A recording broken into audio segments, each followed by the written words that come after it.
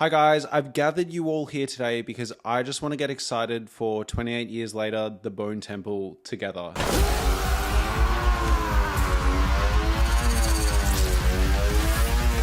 Now, 28 years later, the first one is tied for Die My Love and Eddington as one of my favorites of the year. Like, it's genuinely in the race for pole position, and for most of the time it has actually been there. I really resonated with that film. I really enjoyed it, and for me it feels like my version of Star Wars. This is the first time I've really resonated with a franchise. I've been really excited for the different ideas being explored, and as someone who grew up on 28 Days Later, the first one, and didn't mind 28 Weeks Later, this feels like a total revamp, a total, like, we've got a big budget and we're going to take the ideas that we set up in 28 Days Later and do something new and fresh. That was the most exciting thing about that first 28 Years Later film, was it felt new. It felt different. It felt like a new film I was watching. Now, we have 3 trailers in total for the Bone Temple that we're going to talk about today, but the 2 new trailers are really what I want to focus on, all right? So we got 2 new trailers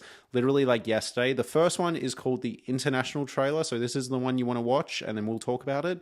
And then the new trailer, which we'll talk about next, and then we'll talk about the first trailer, as well as my thoughts on the franchise, as well as my theories and thoughts on different characters and what we're doing, as well as critical reception. So we're going to go through these trailers, talk about why I'm excited for the Bone Temple. Let's just go. First trailer we're going to talk about is the International trailer.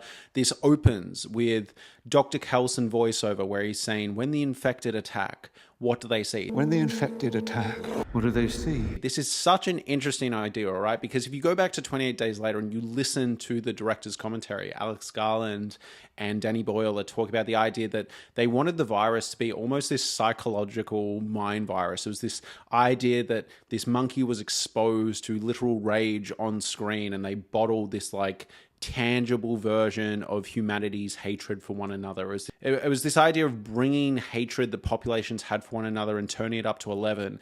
This idea that Dr. Kelson is exploring, this idea of what the infected see when they attack, is really interesting. Like, are the infected seeing something they fear? Maybe that could be an interesting twist, because that first 28 Years Later film was really exploring, like, is there some humanity there? Is there not? What's the difference? You know, the mother's sick, she's almost acting infected. Like, is there a human in there somewhere? You know, even the idea that Dr. Kelson was tranquilizing them and talking to them while they were tranquilized, like, it was trying to reach for this, like, is there something there? And obviously when the infected person gave birth, for a brief moment the priorities switched. They came together to deliver that baby, and then it went back to it, which I thought was really interesting and exciting. And on top of that, at the end of the movie, you see that infected people are having to make choices between, am I going to kill Spike with my blind rage virus, or am I going to peel off and go eat the fish that's over there? Because they are having to learn to adapt and survive. I'm almost wondering if it's going down an I Am Legend route where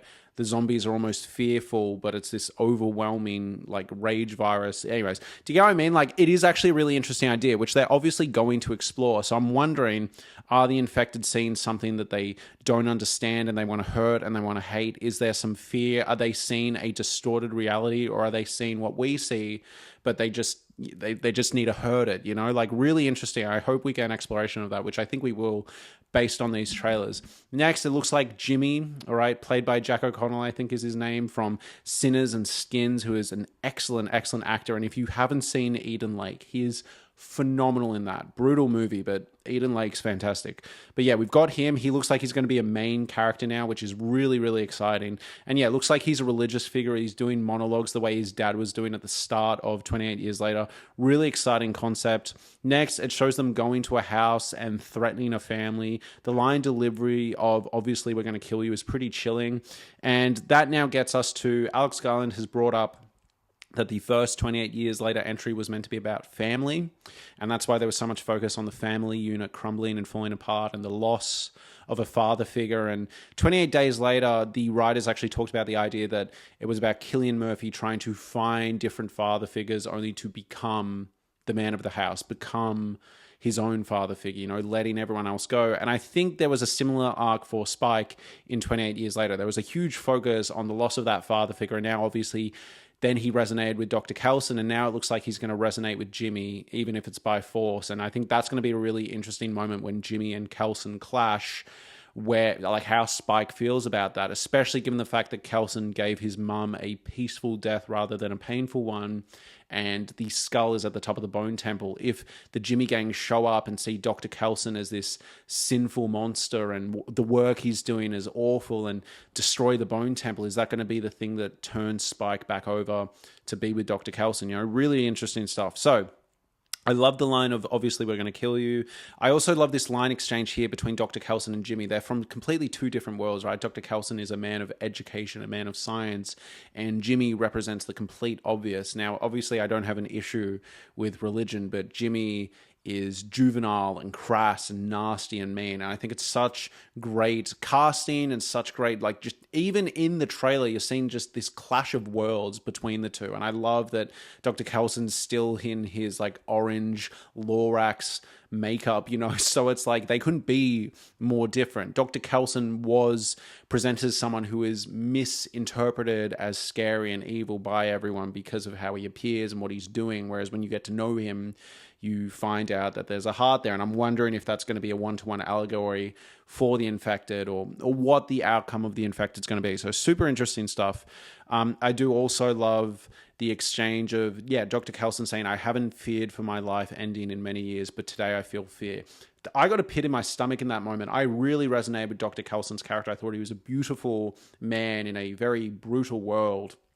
And if Jimmy wipe him out, if the Jimmy Gang wipe him out, it's going to be a real bummer, man. Like, I really want him to come out of this okay, but it's not looking good, you know? And I think Spike will become the main character again. I will say, for all the people that complained that 28 years later was light on the zombie stuff, which is a critique which we'll get to later, but I completely disagree with. But we get a 28 weeks later style shot of a zombie here, this one.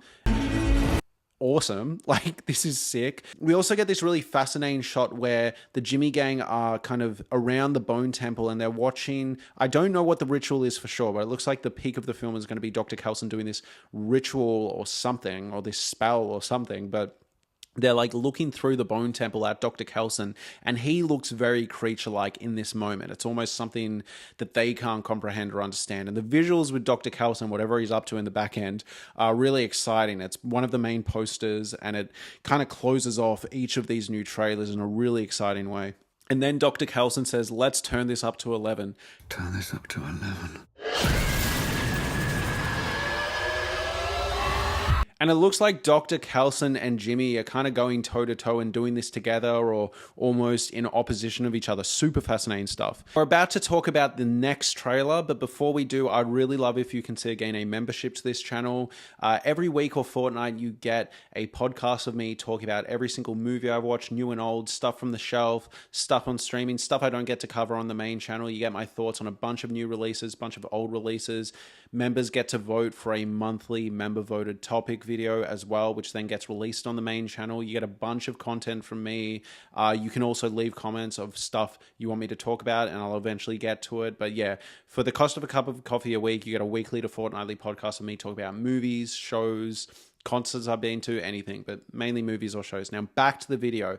Before we get into the new trailer, I actually want to talk about this idea that Cillian Murphy is coming back, right? Cillian Murphy from 28 Days Later is apparently going to make a minor appearance in the Bone Temple, so I'm assuming he's going to show up at the end the same way the Jimmy Gang showed up at the end of the first 28 Years Later.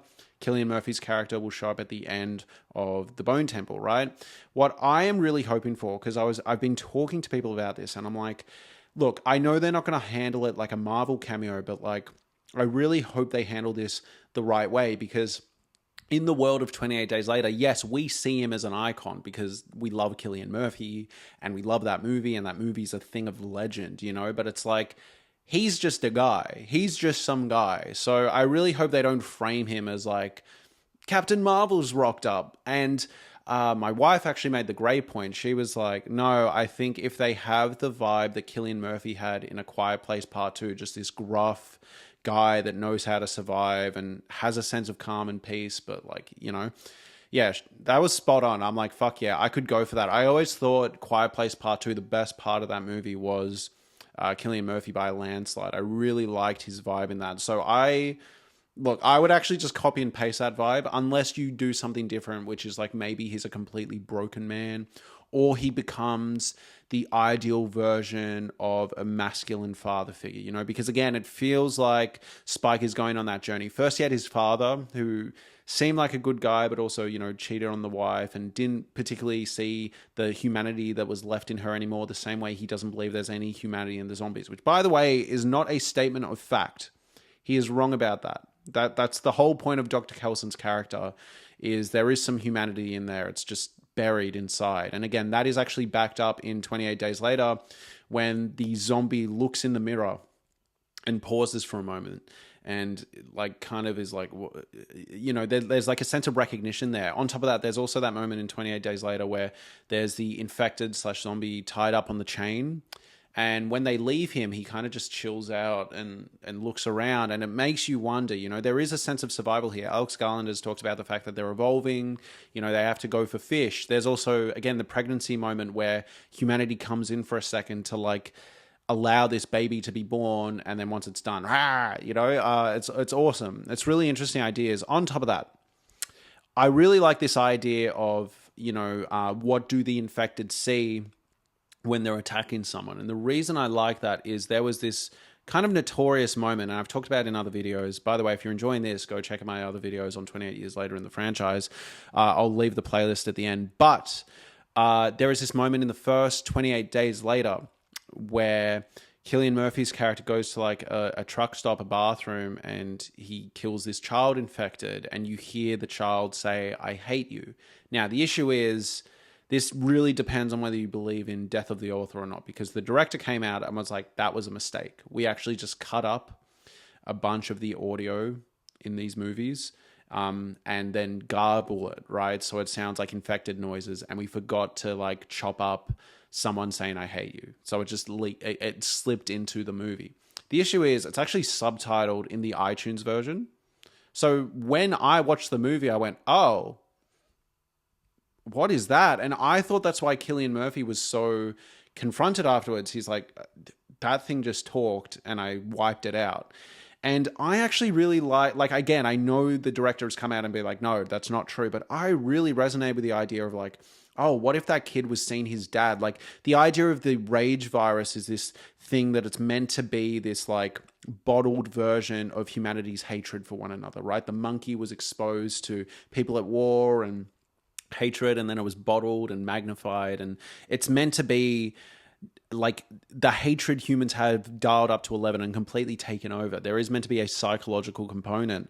So I do find it really interesting if, similar to Dr. Kelson's question, like, are they seeing different things? Are they seeing maybe people they hated before they were infected? Or I don't know. I'm just saying, if they want to retcon slightly the clarification that Danny Boyle made and lean into the idea that there is some truth there and Cillian Murphy talks about it, could be cool. But I do realize this probably just sounds like me doing fan fiction. So let's talk about the next trailer. So this one also opens with a face-off between Jimmy and Dr. Kelson, with Jimmy describing Dr. Kelson, or they kind of go back and forth, landing as Dr. Kelson is kind of like a Satan figure. We have Spike being a bit of a savage throughout this. He's evolving. Also, a big critique people had of that first movie is how come he was able to survive with his mum. Two things: he was actively not seeking out zombies to kill the way he was in with his dad in the first go round, and two, his mum helped, and three, I think it also speaks to this idea that there's more at stake. He cares more about his mum. He knows he has to be the protector, so he's stepping up to the plate almost instinctively.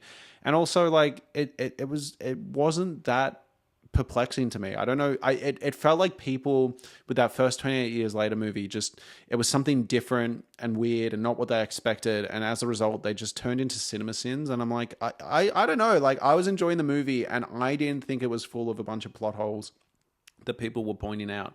People also, you know, I heard people leaving the theater when I was watching another movie at one point. I'd already seen 28 Years Later. And these people were leaving 28 Years Later and they kept being like, oh, like, it was fine, but what was with the baby? Like, what was that about? I'm like, aren't you interested that there might be some humanity there, or there might be a sense of priorities or hierarchy, or maybe they're evolving or devolving? Like, that doesn't interest you. Like, I found really disappointing. I found the way people engage with 28 Years Later a bit frustrating. People complained there weren't hordes. I'm like, but you got plenty of zombie stuff. Like, sorry, it wasn't World War Z. It was just, I know, I was so excited. Like that boot section with the incredible editing.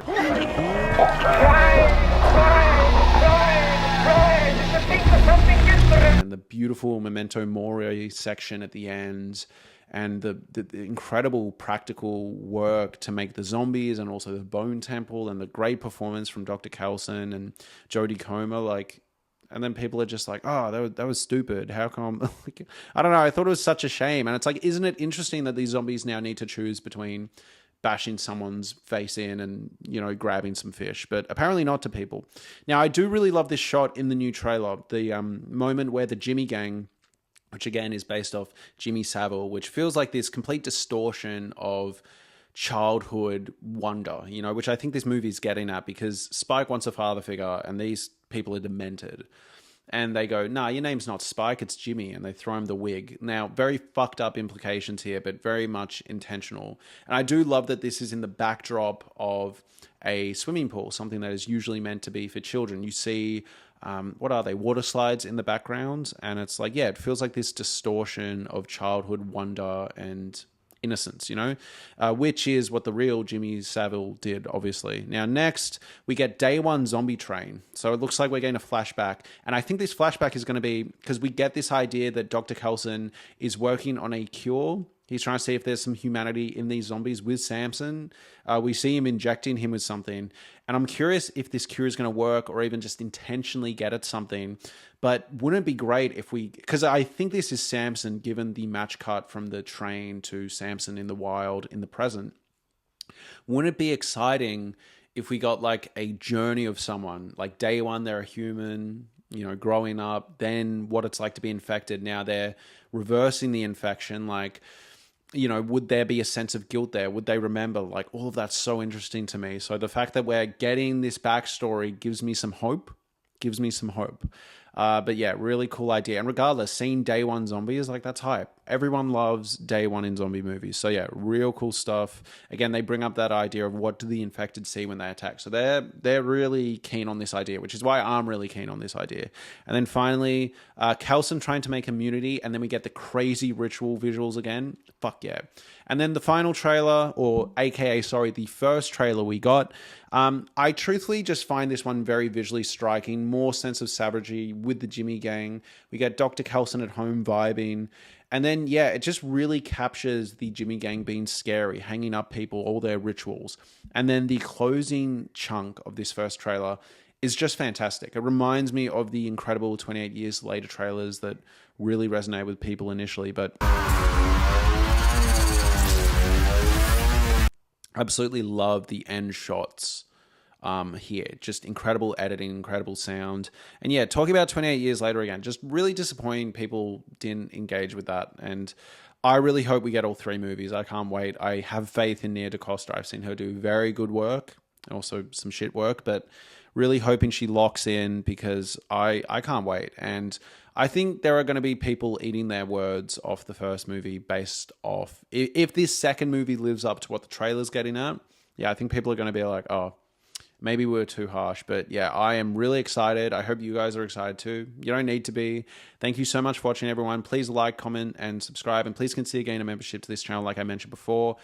I really enjoyed doing this video. I've been struggling to find things to talk about lately, and TV shows have been really letting me down with constant infantilized writing and goo goo gaga baby brained plots. But I have been enjoying It, Welcome to Derry here and there. Like, it's not perfect, but some things come through. I've also been enjoying I Love LA. So I'm going to do a video on the It franchise and the show. I'm also going to do a video on I Love LA, I reckon. So if you want to be caught up for that video, check out I Love LA. I've also been watching Pluribus, but yeah, like, I have someone who's a loyal member to this channel talk about the fact that they miss when I covered shows. I'm like, shows just haven't been that good lately. I know Stranger Things is out, but like, dude, sorry. Anyways, thank you so much for watching, everyone. Please like, comment, and subscribe. Thank you.